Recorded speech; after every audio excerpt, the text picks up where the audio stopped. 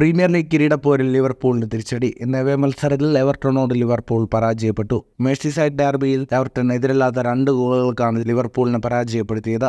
Goodison പാർക്കിൽ നടന്ന മത്സരത്തിന്റെ 27-ാം മിനിറ്റിൽ എവർട്ടൺ ലീഡെടുത്തു. ജെറാർഡ് ബ്രാത്ത്വെയ്റ്റാണ് എവർട്ടണായി ലക്ഷ്യം കണ്ടത്.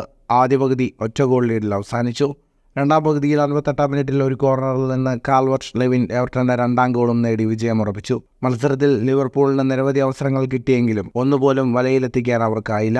മത്സരത്തിന്റെ കണക്കുകളിലേക്ക് വന്നാൽ 77% സമയവും പന്ത് കൈവശം വെച്ച് കളിച്ചത് ലിവർപൂളായിരുന്നു. 23ഓളം ഷോട്ടുകളാണ് ലിവർപൂൾ തൊടുത്തത്. 7 ഷോട്ട് ഓൺ ടാർഗറ്റ്, 708 പാസുകൾ, 88% കൃത്യതയോടെ ലിവർപൂൾ പൂർത്തിയാക്കി.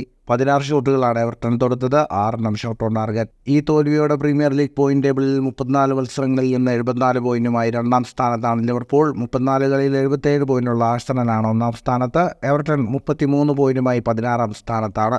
ലീഗിൽ ഇനി 4 മത്സരങ്ങൾ മാത്രമാണ് അവർക്ക് ബാക്കിയുള്ളത്. ഫുട്ബോൾ ലോകത്തെ കൂടുതൽ വാർത്തകൾക്കും വിശേഷങ്ങൾക്കുമായി സ്പോർട്സ് കഫേ ഇപ്പോൾ തന്നെ സബ്സ്ക്രൈബ് ചെയ്യുക.